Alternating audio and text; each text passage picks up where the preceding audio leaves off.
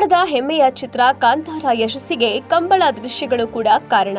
ಕರಾವಳಿ ಭಾಗದ ಸೊಬಗನ್ನ ಕಣ್ಣಿಗೆ ನಾಟುವಂತೆ ಕಟ್ಟಿಕೊಟ್ಟಿದ್ದ ಈ ಸಿನಿಮಾದಲ್ಲಿ ಕಂಬಳದ ಕೋಣಗಳು ಮಹತ್ವದ ಪಾತ್ರ ವಹಿಸುತ್ತವೆ. ಆದ್ರೆ ಇದೀಗ ರಿಷಬ್ ಶೆಟ್ಟಿ ಜೊತೆ ಕಂಬಳ ದೃಶ್ಯಗಳಲ್ಲಿ ಮಿಂಚಿದ್ದ ಕೋಣವೊಂದು ಸಾವನ್ನಪ್ಪಿದೆ. ಕಾಂತಾರ ಶೂಟಿಂಗ್ನಲ್ಲಿ ಈ ಕೋಣಗಳ ಮೂಲಕವೇ ಚಿತ್ರತಂಡಕ್ಕೆ ತರಬೇತಿ ನೀಡಲಾಗಿತ್ತು. ಅಪ್ಪು ಅಂತಲೇ ಖ್ಯಾತಿ ಹೊಂದಿದ್ದ ಈ ಕೋಣ ಸಾಕಷ್ಟು ಸಾಧನೆಗಳನ್ನ ಕೂಡ ಮಾಡಿತ್ತು. ಬೈಂದೂರು ತಾಲೂಕಿನ ಬೋಳಂಬಳ್ಳಿಯ ಕಂಬಳ ಪ್ರೇಮಿ ಪರಮೇಶ್ವರ ಭಟ್ ಅಪ್ಪು ಮತ್ತು ಕಾಲ ಎಂಬ 2 ಕೋಣಗಳನ್ನ ಸಾಕಿದ್ರು. ಅದರಲ್ಲಿ ಅಪ್ಪು ಕೋಣ ಕಂಬಳ ಕಣದಲ್ಲಿ ಚಾಂಪಿಯನ್ ಕೂಡ ಆಗಿತ್ತು. ಕುಂದಾಪುರ ಭಾಗದಲ್ಲಿ ಕಂಬಳಗಳಲ್ಲಿ ಸತತ 5 ವರ್ಷಗಳ ಕಾಲ ಈ ಕೋಣ ಚಾಂಪಿಯನ್ ಆಗಿತ್ತು. ಈ ಕೋಣ ಬಹಳ ಫೇಮಸ್ ಕೂಡ ಆಗಿತ್ತು. ಇದೀಗ ಅಪ್ಪು ಕೋಣ ಮರಣ ಹೊಂದಿರುವ ಕಾರಣ ಕಂಬಳ ಪ್ರೇಮಿಗಳು, ಚಿತ್ರದ ಅಭಿಮಾನಿಗಳು ತೀವ್ರ ದುಃಖಿತರಾಗಿದ್ದಾರೆ.